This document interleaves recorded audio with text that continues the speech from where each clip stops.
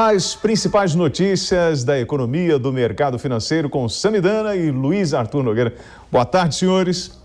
Boa tarde, William. Boa tarde, Luiz. Boa tarde, Tudo bem? Sami. Voltamos aí os dois agora nesse novo tempo e hoje muitos assuntos. Vamos falar sobre o avanço da PEC dos combustíveis no Congresso, falaremos da divulgação da ata do cupom, o impacto disso no dólar e muito mais. Vamos começar então vendo os números do índice Bovespa. Hoje um dia de bom humor no mercado financeiro internacional. A nossa bolsa aqui, conforme a gente pode ver no gráfico, abriu em forte queda, mas aos poucos está se recuperando. É possível que até o final do pregão, quem sabe, feche no azul. Agora em queda de 0,29% aos 111.674 pontos.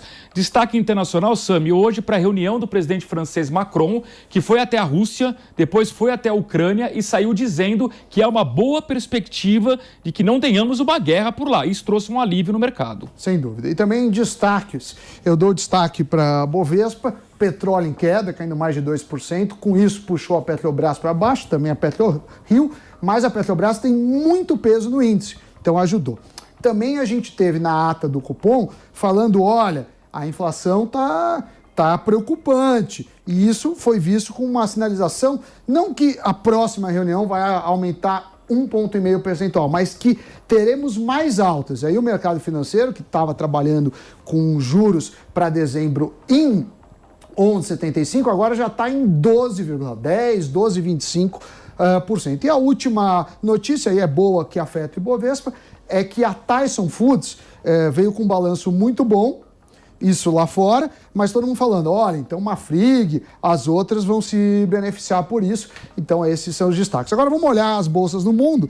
Neste momento, quase tudo no azul, né?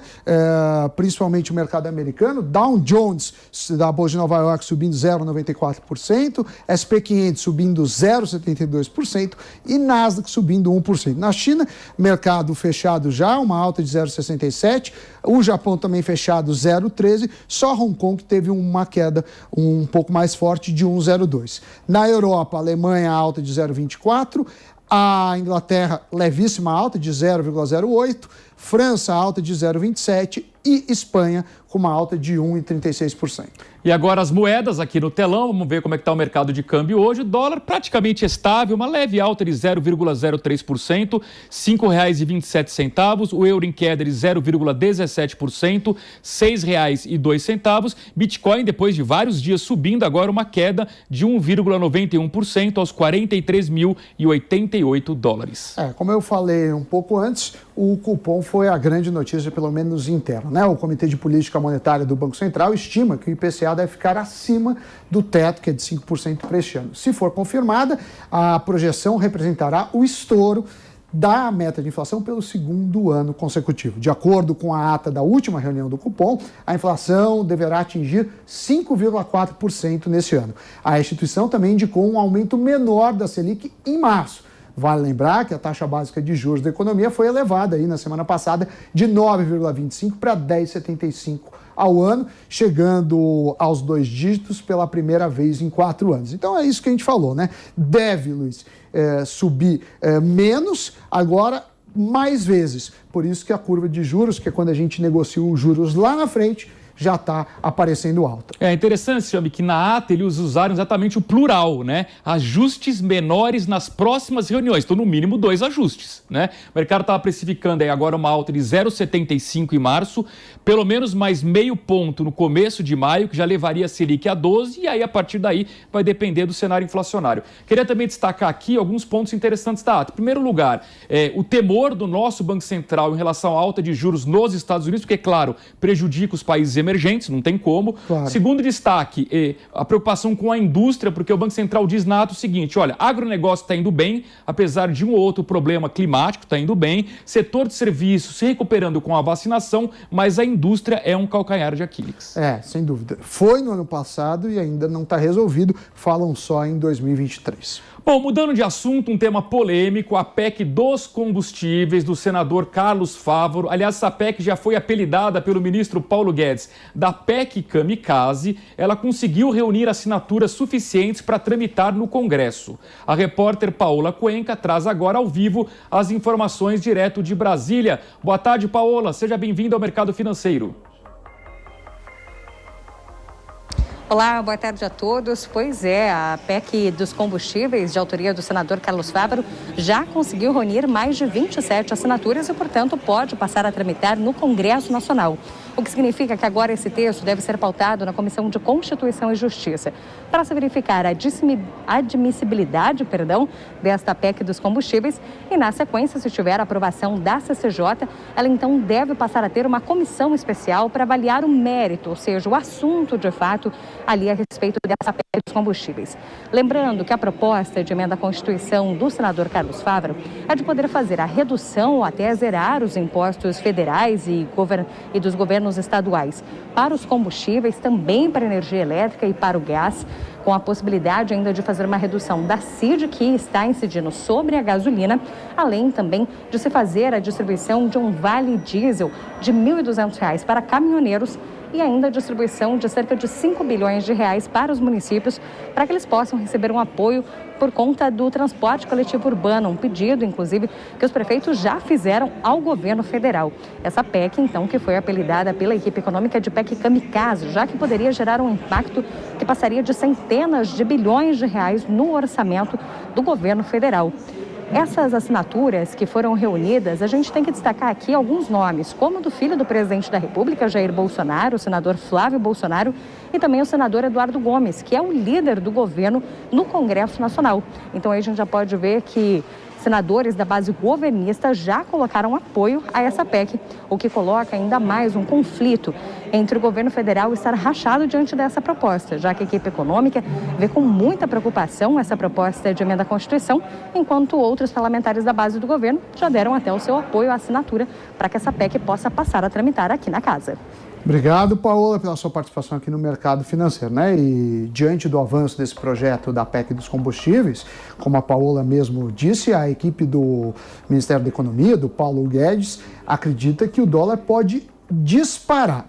A gente vai falar sobre isso com o nosso convidado, mas antes disso, a gente preparou alguns gráficos. O que a gente fez, Luiz? A gente pegou lá na ANP, que é a Associação Nacional do Petróleo, o preço da gasolina histórico e do diesel. Aqui está o preço da gasolina histórico corrigido pelo IPCA, porque é evidente que R$ 5,00 em 2000 tinha um peso muito maior que R$ 5,00 hoje. Mas mesmo ajustando, olha que interessante, o menor valor histórico da gasolina faz menos de um ano. Não, faz um pouco mais de um ano. Foi durante a pandemia, foi no dia 20 de maio de 2020. E o maior valor histórico faz 2 meses, 3 meses, que foi no dia 10/11 de 2021, aos R$ 6,84. Isso da gasolina. Em relação ao diesel, fizemos também a mesma conta. E o resultado muito próximo. O valor menor do diesel foi R$ 3,48 no dia 20 de maio de 2020, mesmo dia, e agora o maior valor foi um pouco depois, foi no dia 26 de janeiro, aos R$ 5,61. Bom, então quer dizer, gasolina está no patamar mais caro histórico. Diesel também. Mas vamos olhar o barril do petróleo? Então a gente pegou desde o dia 1º de janeiro de 2020 até hoje. Quanto variou o Brent, que é o barril referência da Petrobras? Variou 78,63%. A gasolina, nesse período, variou também, mas menos, 45%. E o diesel, 48%. O que eu acho disso? Eu acho assim, preço internacional tem que ser repassado.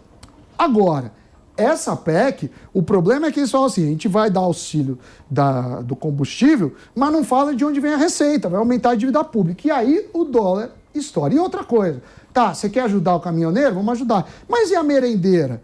E os empregados domésticos? Fica uma questão difícil, porque quando você ajuda um e não ajuda o outro, significa que todo mundo está pagando por isso. Eu não sei qual que é a sua leitura desse assunto. Não, eu concordo, Sam. Eu acho que a gente deveria, inclusive, dividir o debate entre subsidiar gasolina e subsidiar diesel, que são coisas diferentes. Porque a gasolina, para mim, é muito claro, é um combustível utilizado por quem tem carro particular. né? Então vamos pegar a pirâmide social do Brasil, é o pessoal do meio para cima. Eu tenho um carro social. Se você zerar o imposto para mim, você vai estar me ajudando. Eu não acho que eu sou a pessoa a ser ajudada, eu acho que a gente tem que ajudar a baixa renda. Quando você subsidia o diesel, muda um pouco a história, porque 80% do frete no Brasil é transporte rodoviário. Então você vai estar, em tese, barateando o frete. Por exemplo, transporte de alimento até a feira na esquina de casa, você vai estar barateando, o alimento tende a chegar mais barato, você ajuda a baixa renda que consome alimentos, tem um peso grande no orçamento. Então, se tiver que ajudar alguém, eu ajudaria mais o diesel, subsidiaria, e menos a gasolina. Mas ainda assim concordo com você. Se você vai zerar imposto e não diz se você vai acrescentar em outro lugar, e é isso que propõe a PEC, no fundo a sociedade como um todo está pagando essa conta. E aí você pode pagar a conta de uma forma ruim, que é o que? A percepção de risco do país aumenta, sobe o dólar, que aliás é o tema com o nosso entrevistado. Exatamente. A gente vai entrevistar agora o professor Rogério Mori, que é professor da Fundação Getúlio Vargas. Mori, seja muito bem-vindo mais uma vez ao mercado financeiro. E eu queria primeiro a sua análise, como essa PEC pode afetar o dólar e virar algo contra, porque se o dólar sobe, o preço do petróleo é em dólar, pode sair um tiro pela culatra. Seja bem-vindo. Obrigado, boa tarde. Bom, na minha visão, essa PEC entra no rol dos desastres anunciados do Brasil. Ela gera um ganho temporário de curto prazo, mas que lá na frente vai ter um custo relativamente elevado para o país. Eu acho que se a gente pegar a história recente do Brasil, a gente tem outros exemplos de coisas que foram feitas do ponto de vista similar, como, por exemplo, durante o governo Dilma, né, uma análise que foi feita, você deu-se lá o desconto de energia elétrica, isso não havia, não estava claro de onde viriam os recursos que iriam cobrir a conta desse desconto, gerou um rombo no Tesouro, o qual a população passou a pagar aí depois de uns anos. E pior, em 2015, essa tarifa teve que ser recomposta e a inflação acelerou, chegando a mais de 10% naquele ano. O que eu vejo hoje é que assim, há uma espécie de interpretação que isso pode aliviar no lado do preço dos combustíveis, gera um alívio de curto prazo, gera algum ganho do ponto de vista de inflação, uma redução de combustíveis é bem-vinda, mas não está claro nesse momento de onde vai vir, quem vai pagar essa conta.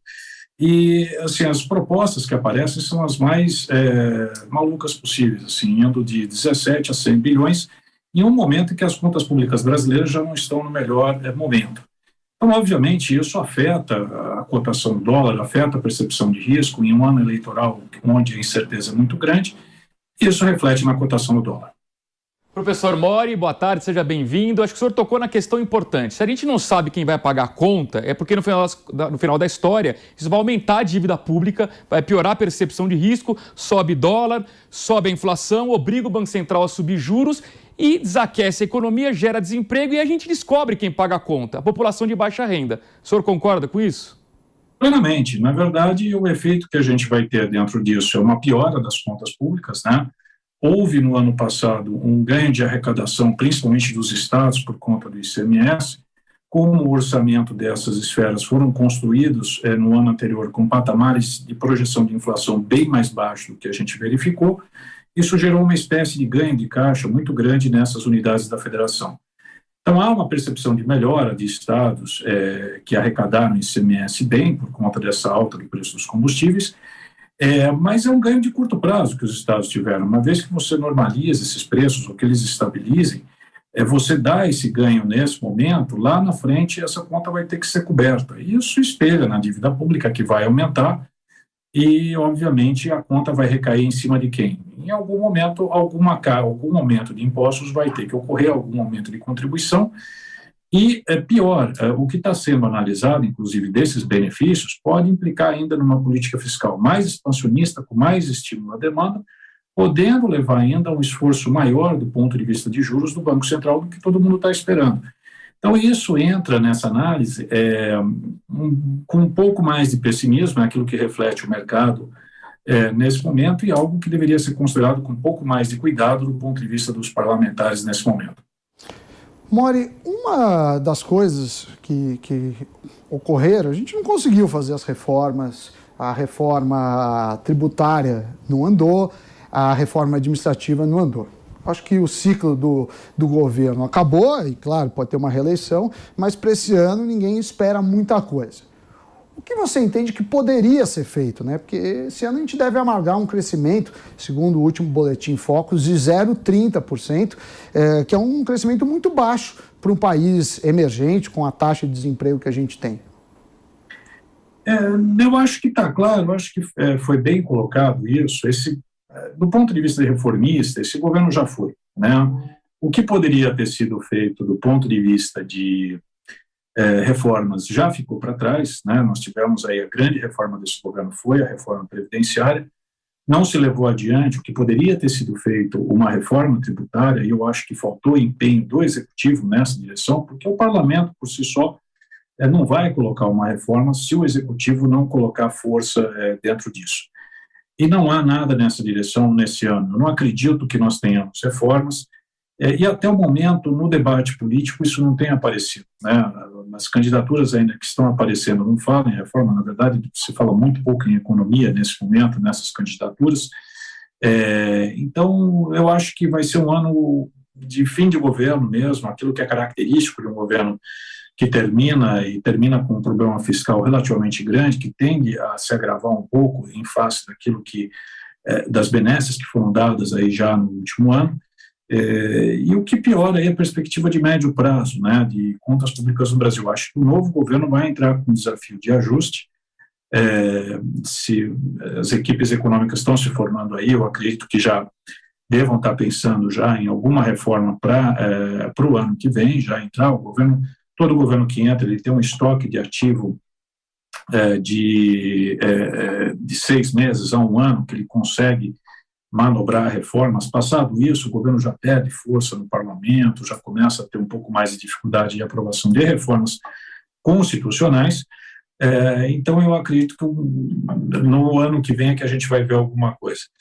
E foi dito reforma tributária, mas eu acho que tão mais importante que a reforma tributária, nós temos a reforma administrativa, que é algo que se discutiu muito pouco ao longo dos últimos 4 anos, que seria muito importante para o Brasil, inclusive não só do ponto de vista fiscal, mas do ponto de vista de modernização do Estado. Professor, ou faz a reforma no primeiro ano de governo ou não sai mais. Aliás, a reforma da Previdência foi um exemplo, foi feita no primeiro ano do governo Bolsonaro e deu certo. Professor da FGV, Rogério Mori, muito obrigado pela sua atenção aqui no Mercado Financeiro. Um grande abraço e até a próxima oportunidade. Eu que agradeço. Obrigado. Boa tarde. Bom, uma notícia um pouco desanimadora para o setor automotivo. A venda de veículos usados despencou em janeiro e o repórter Marcelo Matos traz ao vivo as informações. Boa tarde, Marcelo, seja bem-vindo. Boa tarde, Sami, e nós trouxemos ao longo dessa semana, Sami e Luiz Arthur Nogueira e todos que nos acompanham aqui na Jovem Pan, que tivemos a pior produção para janeiro em 19 anos, então retornamos neste ano de 2022 a uma produção equivalente a 2003, e também o volume de vendas em janeiro também foi o menor do 0 quilômetro em 17 anos. E como você disse, nós tivemos agora a divulgação do mercado de usados, que bateu recorde no ano passado, justamente pela dificuldade das montadoras em finalizar os veículos. Houve falta de modelos nas lojas concessionárias, então o usado se valorizou e o IPVA de São Paulo cresceu 30%, justamente em razão disso, né? Então nós tivemos aí toda uma valorização do usado, esse mercado cresceu muito. Mas agora, o início de janeiro, Sami, como você dizia, um tombo de 29,89%, praticamente 30% de redução em relação a dezembro e 27,35% em relação a janeiro. Nós sabemos que o mês de dezembro é muito forte, seja para usado, modelos 0 quilômetro. Janeiro é um mês que normalmente perde para dezembro, mas esse ano chamou muito a atenção essa diferença. E também no caso do zero, quando se fala ainda existe falta de peça, tivemos o avanço da Ômicron, muitas chuvas nesse início de ano também, mas ao que parece começa agora a transparecer a economia real que vocês falavam há pouco aí. Nós temos inflação em alta, fechamos 2021 mais de 10%, financiamentos mais caros em relação, claro, à Selic que não para de subir, e também a renda do brasileiro que está comprometida numa inflação como essa, a confiança também em baixa, então muita gente adiando a troca, e a gente percebe por esse indicador também dos usados, então a perda é global nesse mercado no setor automotivo. Sami. Obrigado, Marcelo, pela sua participação. A gente sabe que isso ia chegar em algum momento. Estava tendo muito ágio, né? Porque os carros zero estavam com problema, estava tendo ágio para conseguir usado, já que novo não tinha disponível. E a gente sabe que a indústria automotiva ela gera muitos empregos direta e indiretamente. Então, uma notícia que a gente fica um pouco apreensivo, mas também tem o fato que janeiro ser um mês particularmente diferente dos outros, por conta de férias escolares, muitas férias familiares. Muito imposto para pagar, né? Muito imposto para pagar, né? Agora, mais cedo ou mais tarde, essa alta de juros do Banco Central chegaria no financiamento tanto de automóveis quanto imobiliário. Aliás, o setor imobiliário é outro setor para a gente ir acompanhando mês a mês. No setor imobiliário ela pesa menos. Por quê? Porque a média de financiamento de imóveis é de 27 anos, salvo engano. É bem longo, Então, quer dizer, os juros longos pesam mais. Já no financiamento de carro, você tem uma expectativa de juros altos já para 1 ano, para 2, aí faz um estrago maior. Bom, mas vamos falar um pouquinho de dinheiro. Vocês lembram que recentemente o Banco Central anunciou que as pessoas tinham bilhões e bilhões de reais para retirar em bancos que foram esquecidos, aquela coisa toda. Gerou uma correria, o site do Banco Central não aguentou. Muito bem, agora o Banco Central pediu um prazo, fez um novo site para você consultar aquele dinheiro esquecido nos bancos. E quem vai trazer as informações é o repórter Daniel Lian.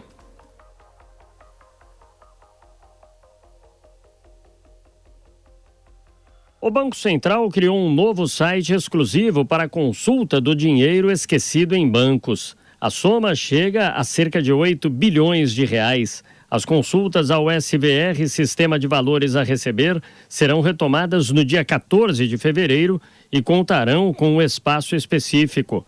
Todo o procedimento será feito através desta ferramenta e não haverá possibilidade de verificação no site principal do BC. O anúncio, no dia 24 de janeiro, atraiu uma demanda muito maior do que a esperada. A intensa procura acabou gerando uma sobrecarga no sistema que saiu do ar devido ao grande número de acessos simultâneos. Em menos de 24 horas, foram efetuados 8.500 pedidos e resgatados cerca de 900 mil reais. O novo mecanismo traz um passo a passo de como fazer o resgate. Agora, a exigência é que a pessoa tenha um login na plataforma gov.br para acessar o SVR.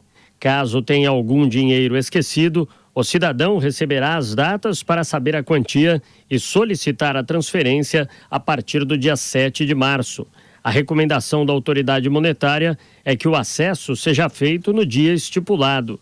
Se não cumprir o prazo, terá que fazer uma nova consulta a fim de receber outra data para pedir a liberação.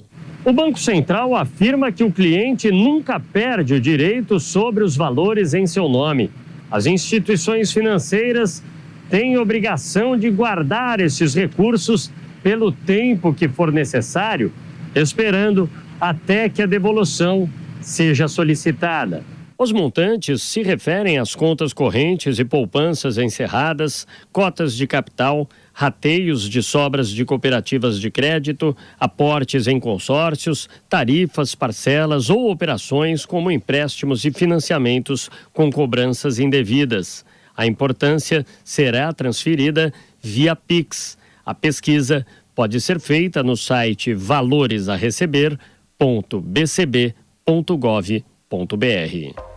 Vamos ficar de olho, né, Luiz? Olha, um levantamento do Diese mostra que o salário mínimo ideal para atender às necessidades de uma família de 4 pessoas deveria ter sido R$ 5.997,14 em janeiro. O valor corresponde a 4,95 vezes o piso federal atual, que é de R$ 1.212. A estimativa do valor ideal para janeiro tem como base os preços da cesta básica em São Paulo, com custo de R$ 713,86, a mais cara, né, entre todas as capitais. Agora, imagine se você fosse lá e falasse, beleza, Diese está certo, vamos botar o salário mínimo de R$ 6.000. Seria uma catástrofe. Por quê? Porque as pessoas, para ganhar 6 mil, precisam produzir mais do que isso. Se você não gera mais que isso, você vai ficar desempregado. Então, essas contas servem como símbolos. Mas, na prática, tem que estar ligada à produção. Todo mundo tem que ganhar mais, mas tem que produzir mais, senão a conta não fecha. Produtividade. Quando a gente compara a produtividade média do brasileiro, por exemplo, com a americana, é uma vergonha. 4 vezes pior. É uma vergonha, né? E aí é uma questão educacional,